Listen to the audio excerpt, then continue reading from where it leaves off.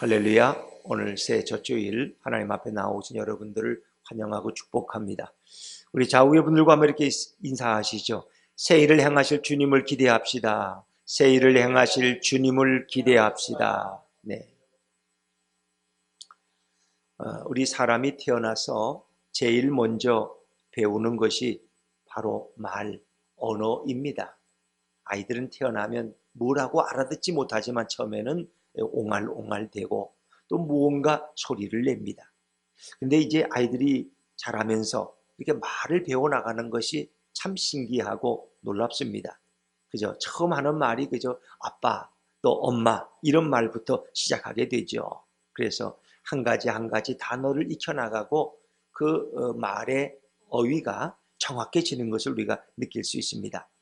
저희 가정도 손자가 3살짜리가 있어서 늘 그 말을 배우면서 깜짝깜짝 놀랄 때가 있죠. 이제 아내가 손자를 보러 한 번씩 이렇게 가는데 어떨 때는 들어가면 이제 혼자 우두커니 앉아 있어요. 그래서 아내가 물어요.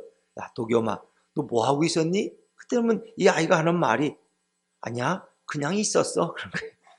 뭐 널고도 그냥 있었다는 거예요. 어떻게 애가 이런 말을 할 수 있을까? 이런 말을 깜짝깜짝 놀라는 거죠. 어떻게 저런 말이 나올까?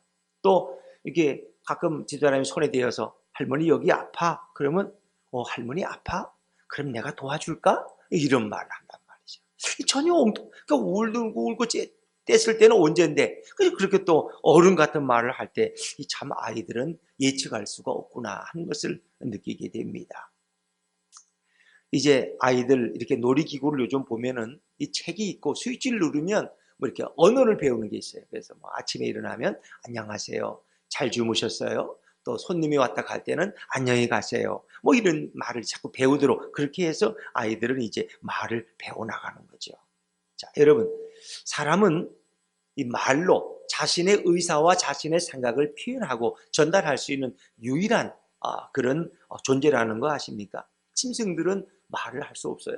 뭐 그들 나름대로 어떤 괴성을 지르긴 하지만 그것이 어떤 문법적인 체계를 갖춘 논리적인 이런 말은 아닙니다. 그건 뭐 어떤 위기에 당했을 때 소리를 지르다든가 뭐 그런 거는 아마 자기들 나름대로 언어가 이렇게 소통될 거지만 우리 인간처럼 이게 머릿속에 있는 모든 생각을 이렇게 다 구체적으로 설명한다는 건 참 어려울 것입니다. 이것은 인간에게만 주신 하나님의 특권입니다.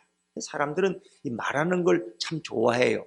근데 교회라는 곳은 이렇게 많이 모이잖아요. 제가 전에도 이제 있던 교회에서 당회를 모이면 다 장로님들이 10분, 12분이면 말을 고루고루 하는 게 아니에요. 되게 보면 말하기 좋아하는 분은 한 분이 거의 90%를 차지. 그러니까 말이 한 번 시작되면 당회 절반은 그분의 말이 끝날 때까지 기다려야 돼. 그러니까 제가 좀 말이 끝나야 또 다음을 낼 텐데 이분의 말이 끝나지가 않아. 끝나다 하면 또 시작하고 또 시작하고. 정말 말하기를 참 즐겨 하는구나. 근데 그런 분들일수록 스트레스가 별로 없더라고요. 왜? 말로 다 풀어버리니까. 근데 이제 그 듣는 사람들은 좀 힘들죠. 힘들죠. 그러니까 사람들은 본래적으로 말하기를 좋아해요. 어떤 모임에 가서 자기 뭐 어떤 비전이나 자기 어떤 상황이나 자신의 성공 스토리 또 과거의 이야기 이런 걸 하면 누구나 다 신나는 거예요. 우리 장로님들 보면 원로 장로님들 이제 옛날에 6.25 때 다 이제 군대 갔다 오신 분들이 많거든요. 뭐 대령 출신도 있고. 근데 이제 얘기만 하면은 6.25 얘기만 나오면 옛날 얘기. 신나는 것인 거예요. 내가 빨갱이를 만났는데 뭐 몇 명을 죽였고 죽을 자리에서 그냥 폭탄이 나를 피해가 살았고 뭐 이런 얘기하면 좀 실감이 나요. 근데 이제 한 번 들을 땐 괜찮은데 두 번, 세 번, 네 번 들으면 장로님 그 얘기 또 5번째입니다 지금. 그럴 수도 없고 이게 참 어려운 거예요. 왜? 사람들은 말하는 걸 좋아한다는 거예요. 자기 얘기를 함으로써 뭔가 자신의 존재감을 드러내고 자신의 뭔가 전성기에 그런 이야기를 함으로써 어떤 자기가 위치가 드러나는 이런 걸 누구나 마찬가지예요. 여러분. 그래서 이제 이 양로원에 가면은 기력이 다 떨어진 분들 있잖아요. 힘도 잘 걷지도 못해. 근데 그런 할머니들도 이야기가 시작되면 끝날 줄 모른다는 거예요. 내가 옛날에 이렇게 청계천에서 과일 장사할 때 얘기, 뭐 자식들을 키울 때 얘기, 뭐 이렇게 할 얘기가 많아요. 심지어는 감옥에, 감방에 가서도 그 죄수들 중에도 그 말하기 좋아하는 분들이 있어요. 그래서 뭐 그분들은 한번 인생 스토리가 나오면 끝날 줄가 모른다는 거예요. 과거에 안 해본 게 없어. 아마 그분은 그냥 과거에 진짜 그래 했는지 안 했는지 모르지만 하여튼 그렇다는 거예요. 그냥 뭐 자기가 안 해본 게 없어. 뭐든지 다 해봤어요. 자기 인생을 이제 어떤 성공적인 얘기를 하는 그런 것을 무용담으로 말할 때 사람들은 좋아한다는 거죠. 어찌 보면 이것이 인생의 모습입니다. 오늘 베드로는 초대교인들에게 뭐라고 말합니까? 만일 누가 말하려면 하나님의 말씀을 하는 것 같이 하라. 자, 우리 오늘 11절 말씀을 한 번 더 읽어볼까요? 11절입니다. 시작. 만일 누가 말하려면 하나님의 말씀을 하는 것 같이 하고, 누가 봉사하려면 하나님이 공급하시는 힘으로 하는 것 같이 하라. 이는 범사에 예수 그리스도로 말미암아 하나님이 영광을 받으시게 하려 함이니 그에게 영광과 권능이 세세에 무궁하도록 있느니라. 아멘. 그랬습니다. 참 인생의 말은 중요해요. 성경도 이 언어를 굉장히 중요하게 생각해요.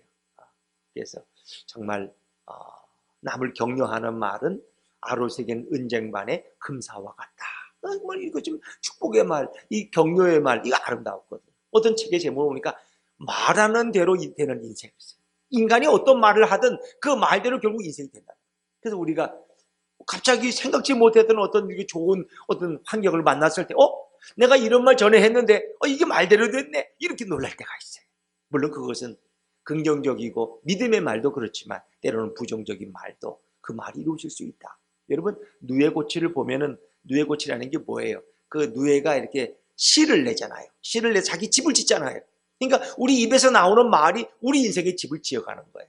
당신은 오늘 어떤 집을 지어가고 있느냐? 믿음의 집을 지어가느냐? 성공적인 집을 지어가느냐? 행복의 집을 지어가느냐? 아니면 어떤 분들은 저주의 집을 지어가고 불행의 집을 지어가고 비극의 집을 지어가고 있다는 것입니다. 그래서 언어라는 건 성경도 매우 중요하게 생각하고 있다는 것입니다. 자, 너가 만일 무슨 말을 하려면 하나님의 말씀을 하는 것 같이 하라. 이 말씀은 도대체 어떤 뜻일까? 여러분, 정말 유대인 신자들은 이 말을 들을 때 정기를 합니다. 어떻게 사람이 하나님의 말씀처럼 말할 수 있느냐? 하나님의 말씀은 하나님의 말씀이고 인간의 말은 인간의 말일 뿐 어떻게 인간의 말을 하나님의 말씀처럼 하라고 이렇게 말을 하냐? 그러니까 이 초대교회 때는 유대교에서 개종해서 기독교인이 된 사람이 많았어요. 그들은 뭐 아직도 유대교인의 그 흔적이 남아있죠. 그러니까 하나님은 인간과는 전혀 전적인 타자예요. 초월적인 분이요.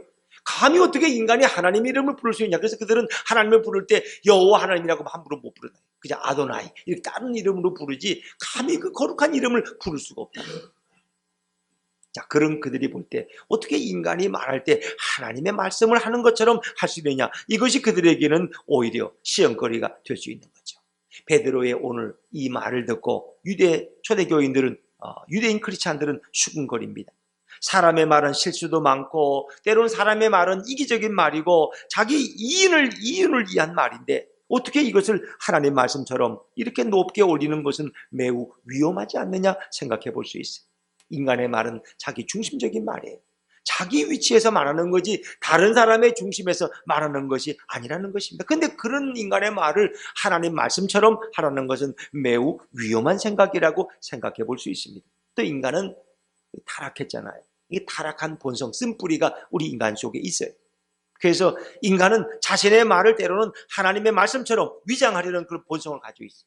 자기의 말을 이거 하나님 말씀이다 이렇게 해서 막 이게 하나님 말씀도 아닌데 예를 들면 이런 거짓된 이 본성을 인간 속에 가지고 있다는 거죠. 그래서 자신의 주장을 강하게 할 때는 하나님을 들먹이는 것입니다. 이것이 하나님의 뜻이라고. 우리 교회가 이렇게 하는 게 하나님 뜻이라고. 내가 다 안다고. 어떻게 알아요? 자기가 하나님의 음성을 듣지 않으면 그거 모르는 거예요.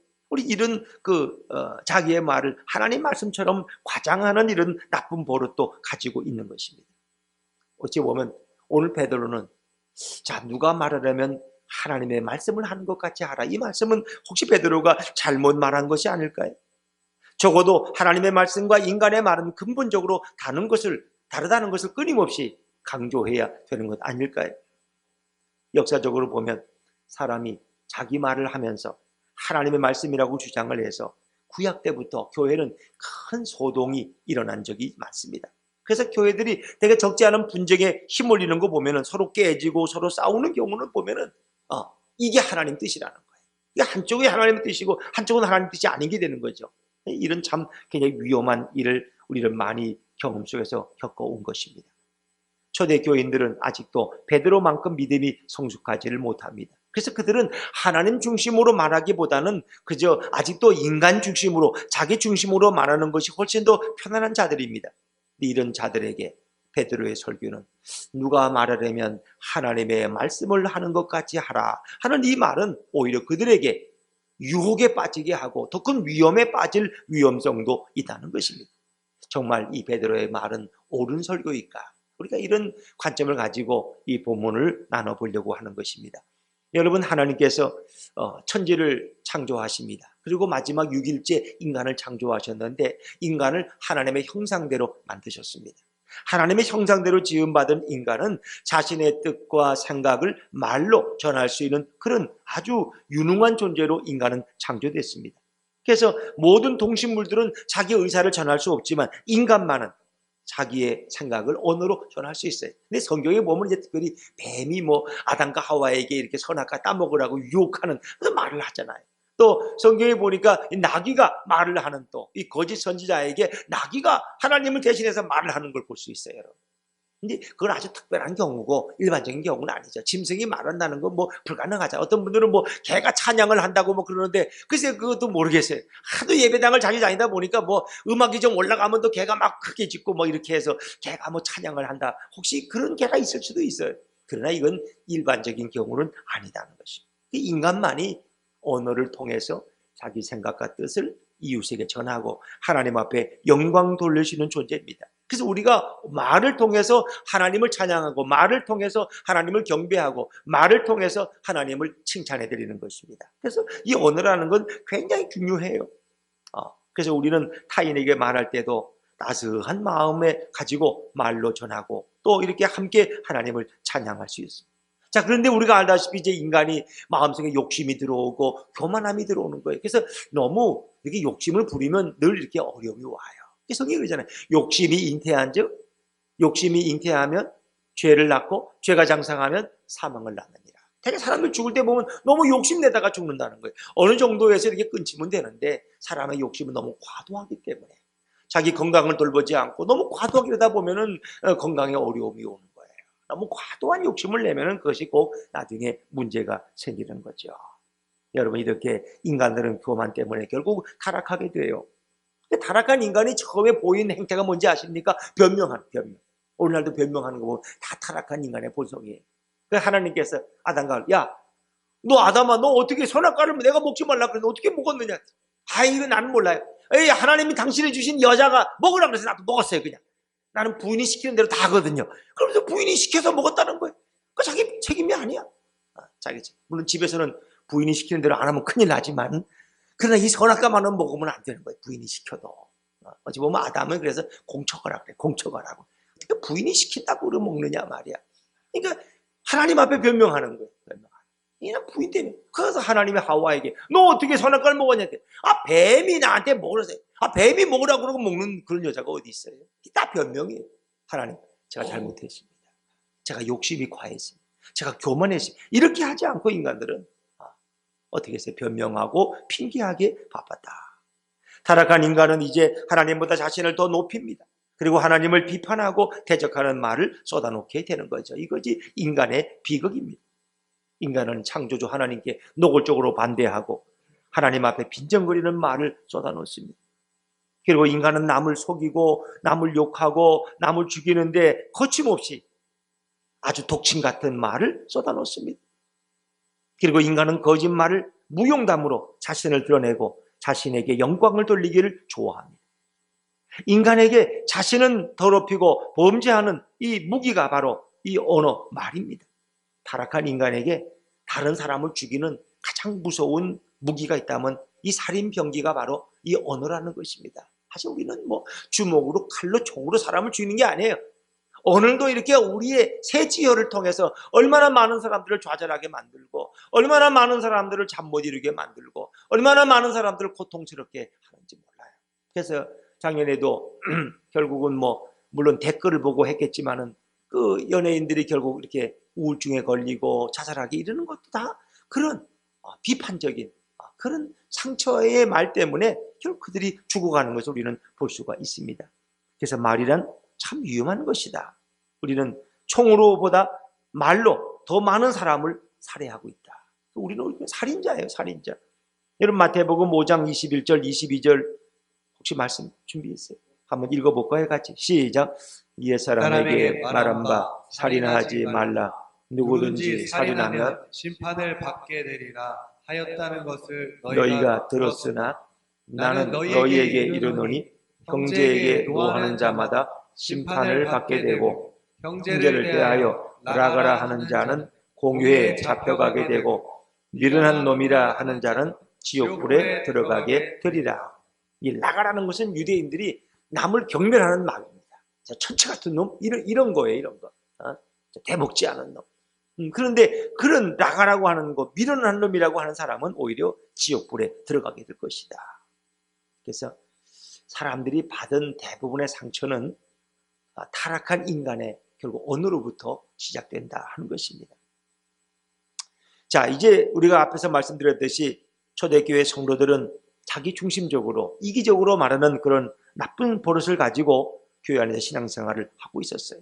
자, 그런데 오늘 베드로는 이제 만일 누가 말하려면 하나님의 말씀을 하는 것 같이 하라 하고 이렇게 이야기하는 것입니다. 여러분, 우리가 신앙생활을 하다 보면 하나님의 역사를 간증해야 될 때가 있잖아요. 그래서 우리가 누구를 위로하고 누구를 격려해야 될 때에 자신의 말이나 자신의 생각처럼 자신에게 영광이 돌아가도록 말하지 말라는 그런 의미로 우리가 읽을 수 있어요.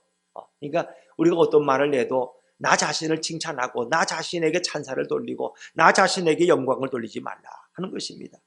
오히려 우리가 말할 때 전적으로 누가 영광 받으셔야 돼요? 하나님이 영광을 받으셔야 돼요. 하나님께 영광이 돌아가도록 말해야 된다고 베드로는 권면하고 있는 것입니다. 예수님은 이 땅에 오셔서 백성들에게 수많은 말씀을 하셨는데 그 예수님의 많은 말씀들을 분석해 보면 자기가 영광을 받으시는 말씀이 없어요. 예수님은 자신의 말은 내 말이 아니라 곧 나를 보내신 하나님의 말씀이라고 얘기해요. 그러니까 이런 말은 나에게서 나온 것이 아니라 하나님이 내게 주신 말씀입니다. 그러니까 이런 위대한 말을 하시는 분이 자기예요, 하나님이에요? 하나님이시라는 거예요. 이 말은 내 말이 아니라 하나님이 내게 주신 말씀이다. 그래서 그 모든 영광과 찬양을 온전히 예수님은 하나님께만 돌렸다는 것입니다.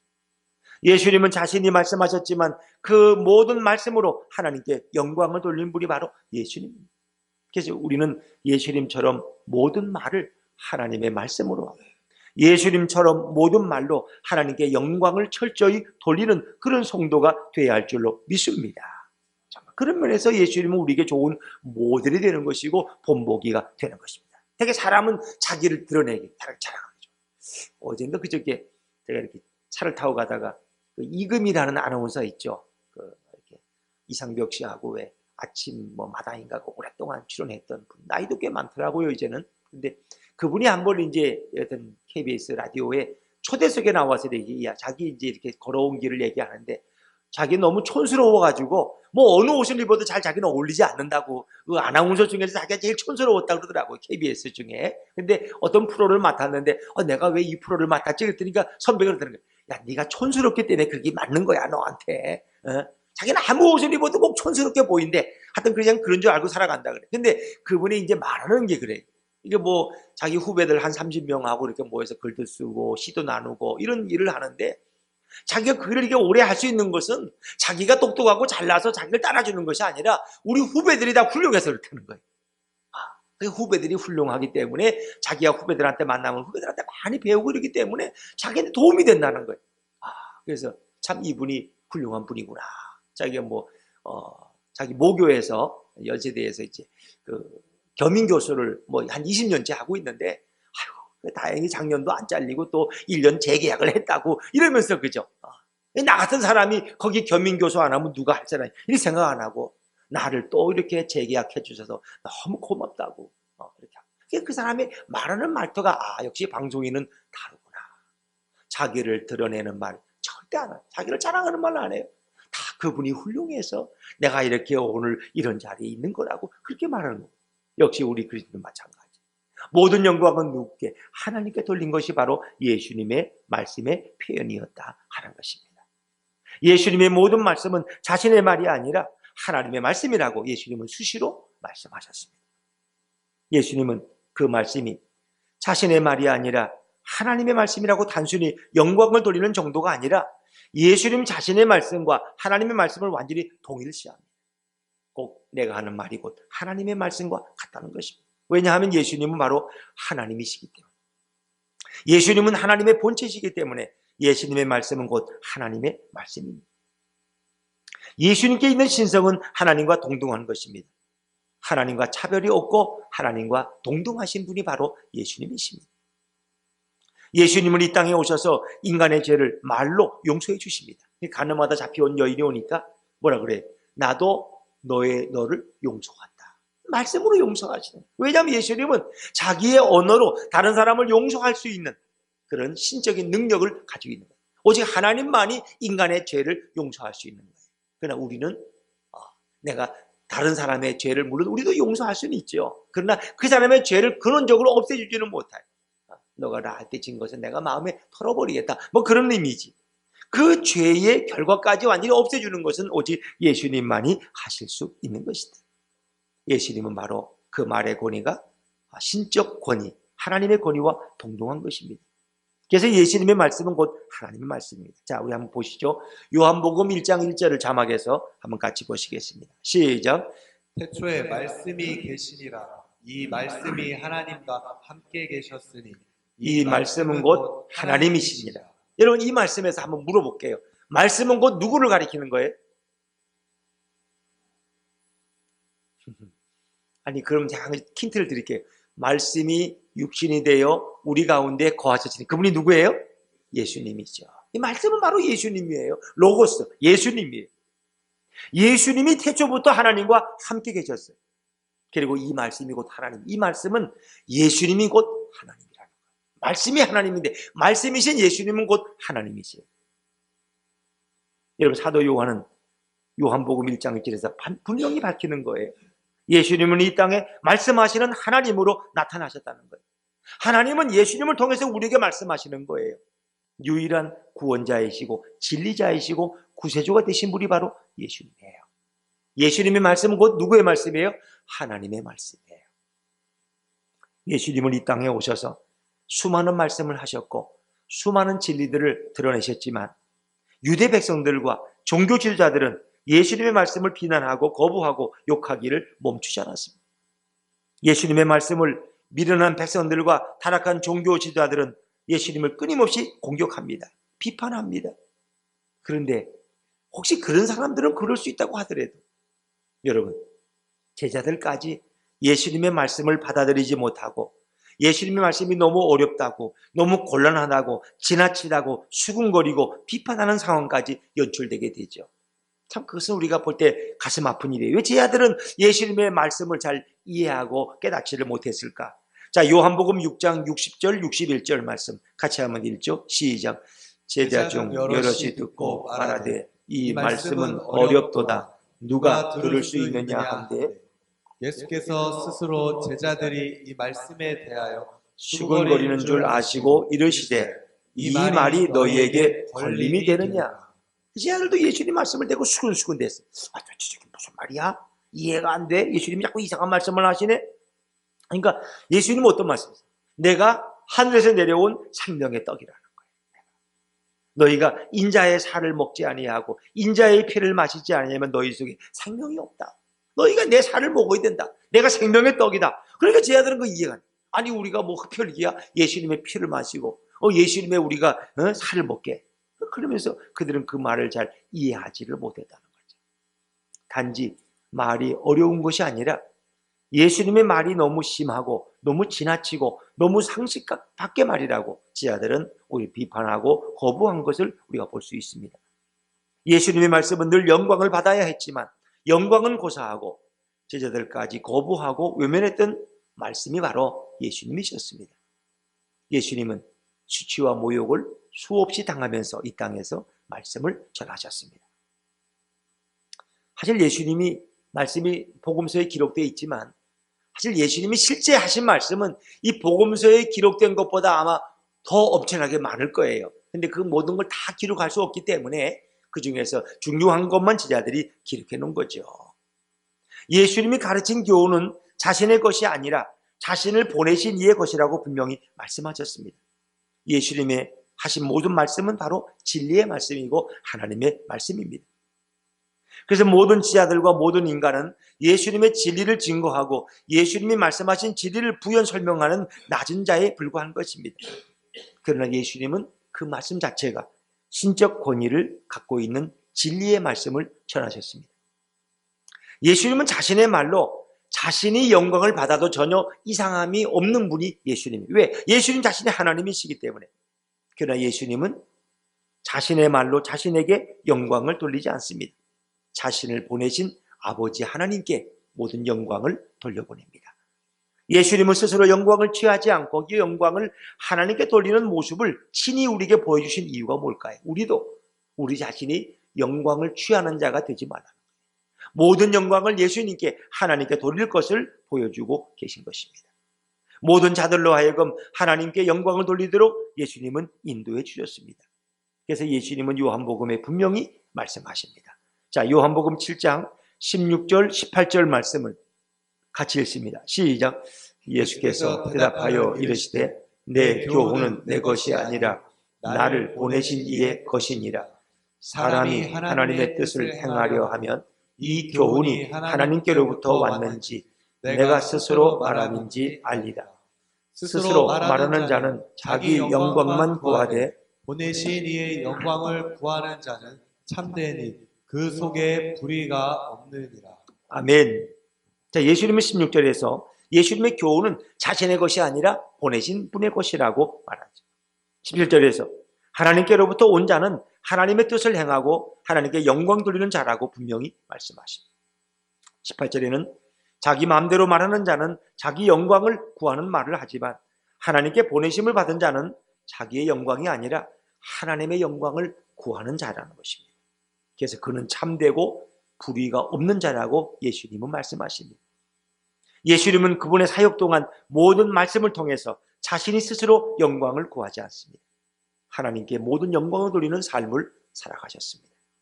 영광이란 누구든지 받고 싶어 합니다. 그러니까 무슨 뭐 이렇게 TV에 무슨 뭐 대종상이라든가 뭐 한 해의 최고의 뭐 가수상, 인기상을 받잖아요. 그분들을 그 앞에 스포트라이트를 받는 거, 그리고 거기 가서 한번 상패를 받고 이렇게 자기 이렇게 인사말 하는 거 굉장히 영광스러운 거죠. 어떻게 보면 건 가문의 영광이에요. 가문의 영광. 그래서 영화 제목에도 가문의 영광이란 제목이 있잖아요. 사람 누구나 영광을 받고 싶어해요. 영광스러운 삶을 살고 영광스러운 말을 하고 싶어 하는 것이 바로 인간의 본성입니다. 인간은 영광만 가질 수 있다면 자기 자식도 죽이는 사람이 바로 인간이에요. 자기와 생사고락을 같이 한 자기 친구도 배신할 수 있는 자가 바로 인간입니다. 내가 영광받고 내가 잘 될 수 있다면 내가 무슨 일을 못해. 그것이 인간의 타락한 본성이에요. 그러나 진정한 영광이란 자신이 스스로 자신을 높이는 것이 아닙니다. 진정한 영광은 스스로 내가 취하는 것이 아닙니다. 그런데 우리와 이렇게 한 땅덩어리 사는데 스스로 자기 영광을 취하는 자들이 있죠. 누구예요? 북한의 김일성 3부자. 그들은 스스로 자기들을 영광 올리라는 거예요. 스스로. 누가 그들을 올려주는 게 아니에요. 그들은 자기들을 영광스럽게 하라는 거예요. 그래가지고 모든 사람이 절대적으로 자기들을 신처럼 여기게 하고 자기 앞에 머리를 숙이게 하고 그리고 아침마다 일어나면 자기를 찬양하는 구호를 외치게 만들고 그것이 바로 북한의 김정은이고 김일성 3부자 아닙니까? 그들은 자기 스스로 영광을 취하기 위해서 남을 괴롭히고 탄압하고 죽어서 얻는 영광을 2200만의 인민을 고통과 아픔 속에서 죽어가게 만들고 있지 않습니까?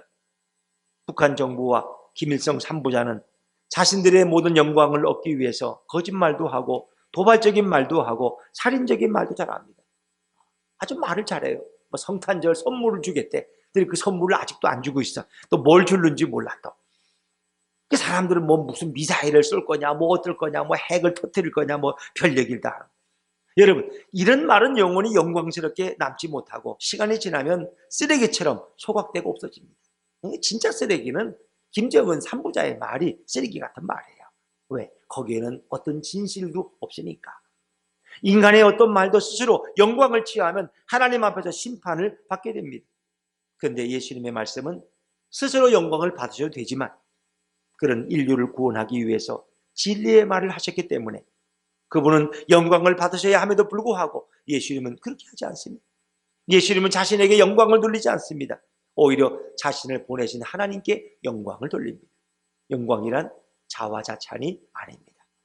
자신의 말로 자신을 높이고 자신의 말로 자신을 자랑하는 것은 가장 무서운 죄 중에 하나입니다. 나중에 심판대 앞에서 영원히 지옥 가는 증거가 바로 자기에게 영광을 돌리는 것입니다. 인간은 하나님의 영광을 취하여 인간 자신의 영광으로 바꾸려고 하다가 결국 타락한 존재가 되었습니다. 인간은 타락 후에 자신이 영광받고 싶어서 모든 말과 행동을 하죠. 이렇게 타락한 인간의 고단한 삶은 평생 동안 지속됩니다. 결국 인간은 이렇게 살다가 지옥에 떨어지는 존재가 바로 타락한 인간의 모습입니다. 그리고 인간 스스로는 하나님 앞에 영광 돌리는 모습으로 다시 돌아갈 능력이 없어요. 그래서 누군가가 도와줘야 돼요. 그래서 우리를 이렇게 타락한 삶에서 다시 하나님께 영광 돌리는 삶으로 바꿔주기 위해서 이 땅에 오신 분이 누구예요? 예수님이에요. 제가 질문하는 거에 90%는 다 예수님이라고 맞아요. 그냥 생각 안 해도 예수님이에요. 우리 인생의 동반자가 되어야 될 분이 누구예요? 예수님이에요. 우리 인생에 진짜 소망을 주시는 분이 누구예요? 우리 인생에 진정한 생명을 주신 분이 누구예요? 예수님이에요. 여러분의 인생에 행복을 주실 분이 누구예요? 예수님이에요. 우리가 보고 따라가야 될 분이 누구예요? 예수님이에요. 세상에서 가장 존귀하게 여겨야 될 분이 누구예요? 예수님이에요. 올 한 해는 오직 예수, only Jesus. 예수님만 바라보시기를 주의 이름으로 축원합니다. 그래서 올해 표어를 예수님만 바라보자, 예수님만 깊이 생각하자 이렇게 했어요. 여러분이 예수님만 생각하면 하나님이 그 여타 모든 것들은 우리가 생각지 못했던 방법대로 다 채워주시고 공급해 주실 줄로 믿습니다. 그래서 예수님을 생각하면 구하지 않은 것까지도 다 부어주시는 분이 바로 예수님입니다. 그래서 우리는 예수님을 기쁘게 하고 예수님께 영광 돌리려고 우리는 한 해를 살아가야 되는 거예요. 결국 예수님이 이 땅에 오셔서 자기 영광을 구하다가 타락한 결국 인간들의 모든 죄를 예수님이 대신 짊어지시고 골고다에서 죽으셨잖아요. 이렇게 죽도록 자기의 외아들을 보내주신 분이 누구야? 바로 아버지 하나님. 우리는 하나님 아버지께 영광과 찬양을 돌려야 될 줄로 믿습니다. 만약 하나님이 그 외아들 예수님을 보내지 않았다면 우리는 아직도 죄악 가운데 살아갔을 거예요. 서로 상처를 주고 서로 괴롭히고 서로 짓밟고 살다가 결국 지옥에 떨어지는 가장 비참한 인생이 바로 우리가 될 뻔했다는 것입니다. 사랑하는 여러분, 초대 교인 중에 유대교에서 들어온 자들은 하나님을 엄격히 섬기면서 하나님과 가까워지는 것이 아니라 오히려 하나님과 멀어지는 존재가 되었어요. 왜? 하나님의 말씀처럼 말하면 안 된다는 잘못된 신앙에 갇혀서 그들이 아직도 율법의 영향 가운데 살아가고 있었기 때문입니다. 그런데 베드로를 통해서 초대 교인들의 언어가 이제 바뀌어지기 시작합니다. 그들의 말은 이제 위로의 말로, 선한 말로, 격려의 말로 바뀌어가기 시작합니다. 그때부터 초대 교인들은 그들의 언어가 하나님의 말씀처럼 은혜로운 언어를 말하게 됩니다. 사랑이 가득한 언어로 바뀌어집니다. 서로 격려하는 말로 바뀌어집니다. 그들의 언어가 하나님께 영광 돌리는 말로 바꿔진다는 것입니다. 초대 교인들은 자기 중심적으로 말하던 습관에서 하나님 중심으로 말하게 됩니다. 자기의 이기적인 말을 버리고 이젠 은혜롭게 말하게 되었습니다. 하나님의 영광을 돌리는 언어 습관을 가지게 되었습니다. 그때부터 자신들이 알지 못하는 사이에 교회의 분위기가 좋아집니다. 남을 비판하고 공격하던 교인들끼리 서로 변화되기 시작했습니다. 초대 교회는 하나님의 영광이 가득한 은혜로운 교회로 바뀌어 갔습니다. 그리고 그들의 가정에서도 변화가 일어났습니다. 자녀들에게도 배우자에게도 말할 때 하나님의 은혜를 받은 사람처럼 말하기 시작합니다. 예수님의 은혜로운 말씀처럼 표현하기 시작하기 때문에 집안의 분위기가 너무너무 좋아지고 하나님 앞에 영광이 충만한 가정으로 바뀌어지는 것입니다. 초대교인들이 베드로의 설교대로 이기적이고 자기 중심적인 말의 습관에서 하나님께 영광 돌리는 말을 하고자 했을 때 교회나 가정에서 놀라운 변화를 경험하게 됩니다. 공동체 속에 서로 상처를 주던 말들이 사라지고 자신을 높이고 자랑하던 말들이 서서히 사라집니다. 모두가 하나님의 말씀처럼 위로하고 격려하는 말을 하게 됩니다. 교회는 세상과 완전히 다른 따스한 보금자리로 변화되어지게 됩니다. 세상 사람들의 말은 숨은 뜻이 있죠. 대개 그 말을 가만히 보면은 자신을 위한 말이고 자신의 이익을 위한 말이 대부분입니다. 그리고 남을 낮추고 자신을 높이는 말이 많습니다. 그래서 세상 사람들은 서로 말로 상처를 주고받습니다. 말로 남을 주저없이 죽이는 그런 세상의 삶을 살아갑니다. 그래서 세상에 살면 살수록 사람의 말이 너무 무서워요. 그래서 어떤 분들은 교회에 오면은 잘 안 어울려요. 상처받을까 봐. 그래서 그냥 예배만 보고 가요, 그냥. 바쁘다고 그러고 가. 왜? 교인들하고 말을 섞고 뭐 커피라도 마시다 보면은 꼭 상처를 받게 돼. 아이고, 집사님은 그 목걸이가 그거 어디서 산 거예요, 그거? 혹시 평화시장에서 사신 거 아닌가? 이러면서 꼭 그렇게 그런 말을 해서 기를 죽여, 그냥. 그래가지고, 아니, 이걸, 그 목걸이가 어디 비싼 것 같아요. 어디 외국에서 사셨어요? 이렇게 물으면 얼마나 좋아. 아니, 그냥 한국에서 샀어요. 이러면 되는데, 그 평화시장에서 그런 거 똑같은 거 2,000원씩 팔던데, 혹시 그거 사셨어요? 이래가지고 기를 죽이. 옷을 입고 오면은, 옷이 참 너무 잘 어울리고 따뜻하고 너무 좋아요. 아니, 집사님, 그거 5년 전에 입던 옷 아직도 입어? 살기 어려운가 봐? 이러면서 기를 죽이는 거예요. 이런 말 때문에 상처받으면 교회 오기 싫어요. 그러니까 되게 하나님 말씀에 때문에 그런 게 아니라 사람들의 말이 있고 사람들의 상처를 줘서 교회를 떠나는 분들도 우리는 많이 봅니다. 여러분, 누구든지 예수님의 말씀을 들으면 우리가 어떻게 됩니까? 모든 상처가 사라집니다. 모든 아픔이 아물어집니다. 모든 고통이 끝나는 놀라운 예수님의 사랑을 경험하게 될 줄로 믿습니다. 예수님은 절대로 자기 중심적이고 이기적인 말씀을 하지 않으셨습니다. 예수님은 자신을 믿고 따르는 자들을 위해서 말씀하십니다. 이런 예수님을 만나면 우리는 새롭게 변합니다. 누구든지 그리스도 안에 있으면 새로운 피조물이라. 이전 것은 지나가시니 보라 새 것이 되었도다 말씀하시는 거예요. 그래서 우리는 예수님 앞에 나오면 이런 모든 말의 상처를 치료받을 수 있고 우리의 잘못된 언어의 습관을 고칠 수 있다는 것입니다. 그러나 예수님께 나오지 않으면 세상의 혼돈과 세상의 거짓과 세상의 고통을 주는 말로 인해서 쓸쓸한 골방에서 말 때문에 결국 죽어가는 인생이 되는 거예요. 남에게 상처를 주고 자기도 상처를 받는 이런 어리석은 인생이 되는 것입니다. 사랑하는 여러분, 우리는 예수 그리스도 앞에 나오셔야 됩니다. 그래서 예수님 앞에 나와서 정말 세상의 모든 말로 상처받은 그 영혼들이 치료받게 되는 것입니다. 예수님의 말씀은 이 땅의 모든 죽어가는 자를 살려내는 은혜의 말씀이고 생명의 말씀이고 능력의 말씀입니다. 예수님이 따스한 말씀을 듣지 못한다면 우리는 세상 말 때문에 죽는 것보다 더 비참한 인생은 없을 것입니다. 여러분, 우리 예수 믿는 먼저 믿은 성도들, 과연 우리는 어떨까요? 성도는 자기 자신을 위해서 말하는 자가 아닙니다. 성도는 자기 자신을 장황하게 자랑하는 자가 아닙니다. 성도는 자기 주장을 우기려고 남의 말을 깎아내리는 자가 아닙니다. 성도는 자기 주장이 꺾일 때에 분노하는 자가 아닙니다. 성도는 하나님의 말씀처럼 말하려고 따스하게 위로하고 폭넓게 이해하고 그리고 정말 사랑 깊은 말을 하는 자가 성도입니다.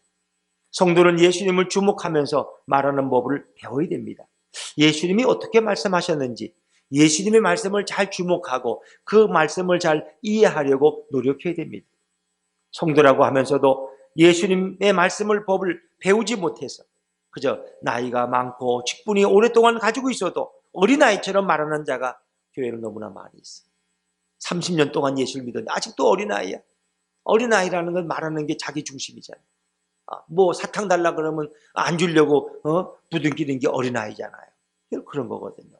우리가 신앙생활을 오래 해도 예수님을 진정으로 모시고 닮지 않으면 어린아이같이 불평하고 원망하는 자가 될 수밖에 없다는 것입니다. 수많은 성도들이 세상에서 말하는 법을 잘못 배웠기 때문이죠. 세상 사람들은 말할 때 자기 자랑을 일삼습니다. 세상 사람들은 말할 때 자기 주장만 옳다고 합니다. 세상 사람들은 말할 때 자신의 말로 남들을 거침없이 깔보고 짓누르고 비하하는 말들을 쏟아놓습니다. 그런데 예수님의 말씀은 예수님의 말을 닮아가지 아니하고 성도들이 세상의 말을 닮아가면 이렇게 그릇된 말을 하게 되는 거예요. 이제 우리는 교회에서 서로 세워주고 서로 격려하고 서로 화합하는 그런 언어를 사용해야 될 줄로 믿습니다. 세상의 언어를 그냥 사용하면 오히려 교회는 분쟁을 일으키고 분파를 만들고 불만을 만들어내는 그런 말로 가득 차게 됩니다. 우리 이스라엘 백성들이 애굽에서 나왔잖아요. 근데 그들이 가다가 뭐 좀 어려운 일만 생기면 불평을 하고 원망을 해요. 애굽에서 괜히 나왔다고, 다시 애굽에 돌아가자 뭐 이러면서 하나님을 원망하고 모세와 아론을 돌로 쳐 죽이려고 하고 그럽니다. 근데 그것이 뭐냐? 그것이 애굽에서 배운 잘못된 말투라는 거예요. 그 세상의 말투를 그대로 가지고 있기 때문에 그들은 어려운 일만 당하면 세상의 말투가 쏟아져 나오는 거예요. 여러분, 천상의 교회는 깨어지지 않고 영원하지만 이 지상 교회들은 사람의 말로 인해서 어려움을 당할 때가 너무나 많아요. 제가 목사지만 목사의 말 때문에 또 상처받는 교인들은 얼마나 많겠어요.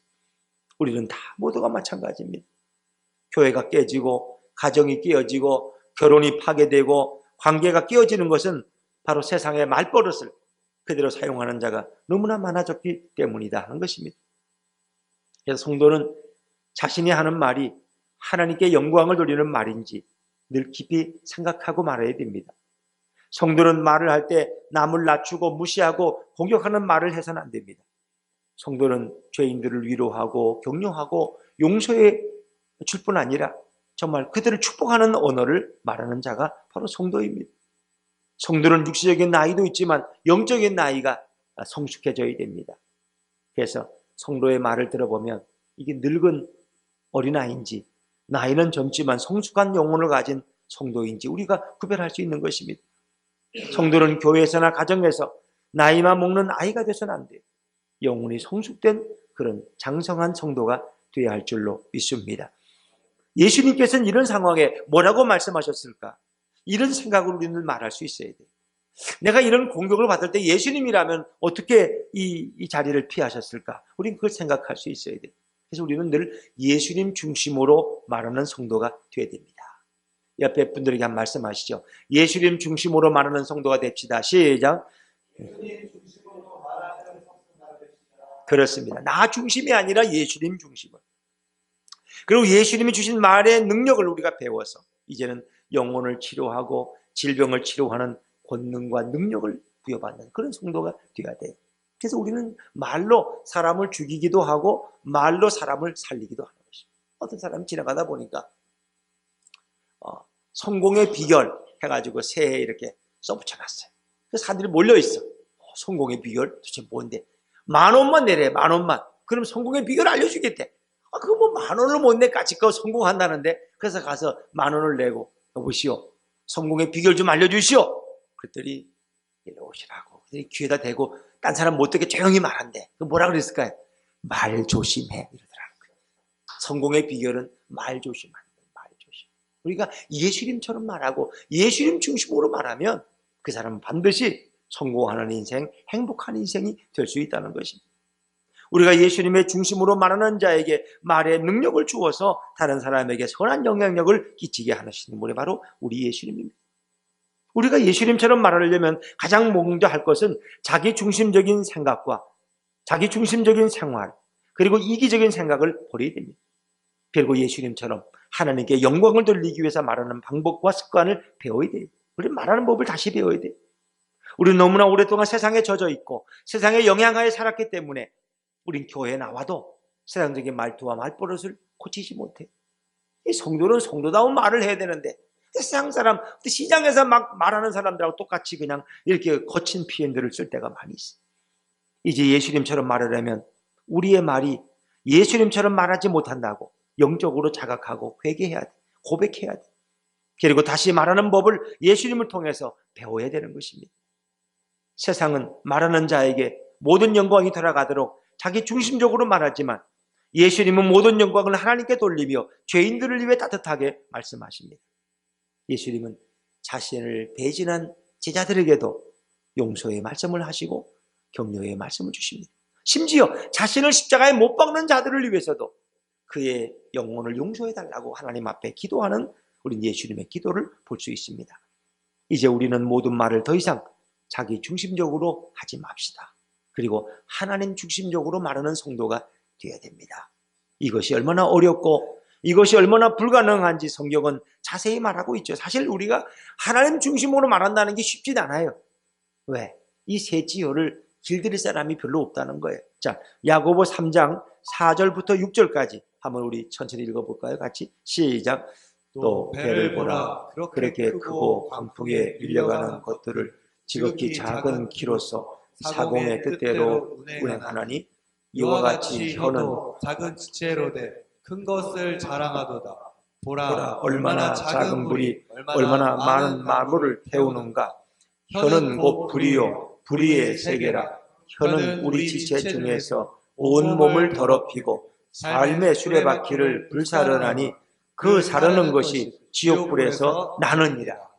그러니까 예수님으로 이 혀가, 우리 새치혀가 변화되지 않으면 우리 혀는 사람을 죽이는 혀가, 사람들을 지옥으로 이끌고 가는 그런 혀가 될 수 있다는 거예요. 그 혀는 아주 새치밖에 안 되는 작은 거지만 이것이 엄청난 큰 능력을 행한다는 거예요. 엄청난 큰 능력.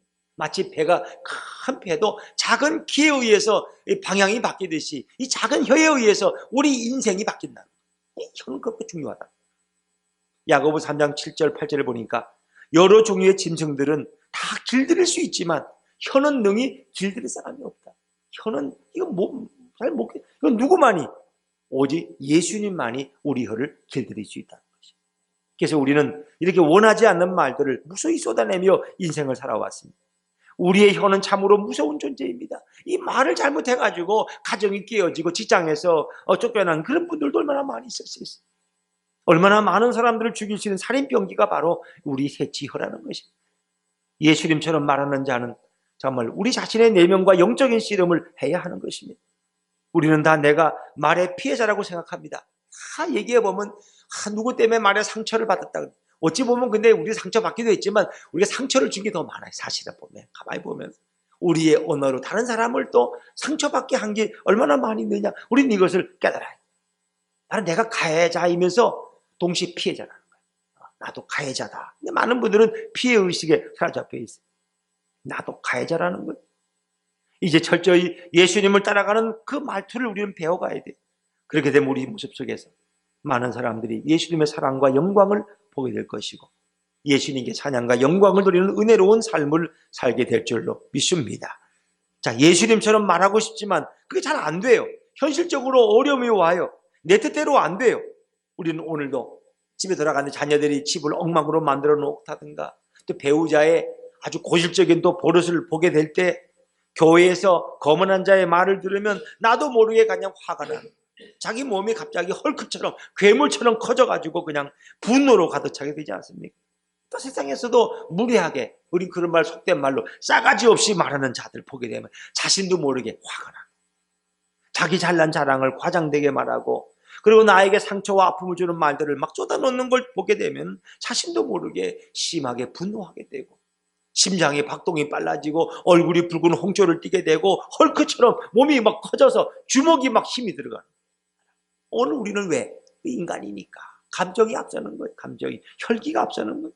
자, 이런 상황에서 우리가 어떻게 예수님처럼 부드럽게 말하고 예수님처럼 사랑으로 말하고 예수님처럼 은혜롭게 말할 수 있을까? 이건 쉽지 않다는 거예요. 그러니까 내 힘으로 돼요, 안 돼요? 내 힘으로 안 된다는 거예요. 이것은 오직 예수님의 힘으로만 가능한 줄로 믿습니다. 예수님의 힘으로 우리가 정말 좋은 말을 하게 되려면 우리 세상을 따라가면 안 돼요. 세상의 드라마에 쓰는 말들을 갖다 그냥 뱉어놓으면 안 돼요. 드라마에 보면 뭐 시어머니가 며느리에게 막 쏟아내는 말, 저주의 말들, 또 며느리가 또 시어머니 없는 곳에 시어머니 막 욕하는 말들, 이런 거 배웠으면 안 돼요. 그 세상의 말들이, 그거는 생명을 죽이는 거칠은 말들이에요. 우리는 오직 예수님에게 주목해야 됩니다. 성경에 나타난 예수님의 말씀을 반복적으로 읽고 묵상하고 암송할 때 우린 예수님의 언어를 닮아가고 예수님의 언어를 배워갈 수 있어요. 그리고 예수님이 내 안에 들어오셔서 내 모든 언어를 통제하도록 하나님께, 예수님께 내 자신을 내어드려야 돼요. 예수님이 정확히 어떻게 말씀하셨고 예수님이 어떻게 죄인들을 불쌍히 여기셨고 얼마나 죄인들을 용서하셨는지, 우리는 어떻게 위로해 주셨는지, 어떻게 힘을 주셨는지 우리 성경을 통해서 배울 수 있어요.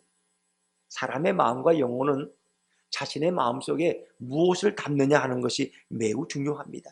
그래서 우리가 내 속에 무엇을 담느냐 하는 것이 바로 나의 언어와 나의 삶을 바꿔놓는 것입니다. 갈라디아 6장절에 보니까 사람이 무엇으로 심든지 그대로 거두리라. 자기 육체를 위하여 심는 자는 육체로부터 썩어질 것을 거두고 성령을 위하여 심는 자는 성령으로부터 영생을 거둔다 그랬어요. 내가 뭘 심느냐? 그게 우리 속담에 오고 있어요. 콩 심은 데 콩이 나고 팥 심은 데 팥이 난다. 내가 말씀을 심고 믿음을 심고 기도를 심고 사랑을 심을 때 나도 사랑의 열매를 맺게 되고 사랑의 언어를 말하게 되는 것입니다. 제가 어릴 때 여기 시골이니까 이렇게 옆집에서 강아지를 하나 줘가지고 강아지를 이렇게 키우는데 강아지가 추우니까 깽깽거려요. 또 엄마 생각이 나. 그 이제 따뜻한 부뚜막 옆에다 갖다 이렇게 강아지식을 갖다. 거기서 가끔 강아지가 털이 타기도 하고 하여튼 거기 따뜻하니까 일단은 부뚜막에 불 이제 피운 이런 흔적이 남아 있으니까. 근데 밤에 어머니 잠도 뭐 달그닥 해. 강아지가 좀 뭔 짓을 하나 그래. 아침에 나가 보면은 그냥 꿀단지가 이렇게 열려 있고 강아지가 배가 똥똥해 있어. 이놈 강아지가 왜 여기 올라와 있지? 하고 강아지를 잡는데 그때 강아지에서 꿀이 그냥 꿀꺽 하고 터져내는 거야. 왜? 강아지가 심심하니까 춥고 꿀단지를 열어가지고 꿀을 다 빨아먹었는 거야. 강아지 배가 꿀로 그냥 가득 차 있어. 누르기만 하면 꿀이 껄껄껄 하더라. 우리도 마찬가지. 내 안에 예수님으로 충만할 때 누가 어떤 반응을 보여도 우린 예수님으로 대항하고 예수님으로 말하게 될 줄로 믿습니다. 성경은 그것을 말씀하고 있는 것입니다. 그래서 우리는 예수님의 말씀을 올 한 해 동안 열심히 읽으셔야 돼. 창세기 1장부터 우리 장선생님 많이 읽고 있죠? 네, 열심히 읽으셔야 돼요. 이제 구약이 좀 힘들어. 또 레위기, 신명기, 민수기 똑같이 좀 힘들어. 근데 그걸 지나가면 또 재미있어. 다윗 얘기가 나오고 뭐 솔로몬 얘기 나오고 사울왕 얘기 나오고 그럼 또 재미가 있어. 읽으셔야 돼. 그래서 신약을 가면 더 쉽게 읽게 돼. 이해가 잘 돼요. 그래서 두 번째, 세 번째 읽을 때는 더 빨리 이해가 되고 또 읽을 때는 그 다음에 중요한 말씀 마음에 담는 구절에는 이제 빨간 줄을 치고 노란 줄을 치면서 또 여기 색임표가 있어요. 이거 다 읽도 가시면 그 색임표 이렇게 동그라미 적어가지고 가지고 오세요. 제가 이제 더 좋은 성경책을 하나 선물로 주시든지 하여튼 성경을 읽는데 도움되는 좀 그런 책자를 하나씩 선물로 드리려고 그래요. 그러니까 마음을 먹으시고 하여튼 이제 성경을 좀 1년에 1독 뭐 2독 이렇게 목표를 세우고 하시는 것이 너무 중요해요. 그래야지 우리가 예수님을 닮을 수 있고 우리의 언어가 위로하고 권면하고 용서하는 언어로 바뀔 수 있습니다. 그렇게 우리 언어가 변하면 우리 교회는 치유의 장소가 되고 회복의 장소가 되고 사랑의 잔치가 매주일마다 열리는 천국이 될 줄로 믿습니다. 우리 교인들은 모두가 예수님처럼 말하는 자가 되어서 작은 예수님으로 살아가고 예수님께 영광 돌리는 축복의 인생이 될 수 있습니다. 예수님처럼 말하는 자는 교회도 살리고 가정도 살리고 배우자와 자녀도 살립니다. 우리가 말을 참 조심해야 돼요. 그렇죠? 말을 잘못하면 말이 인생을 바꿀 수 있다는 거예요. 인생을 바꾸는 것은 바로 언어라고 하는 거죠. 언어.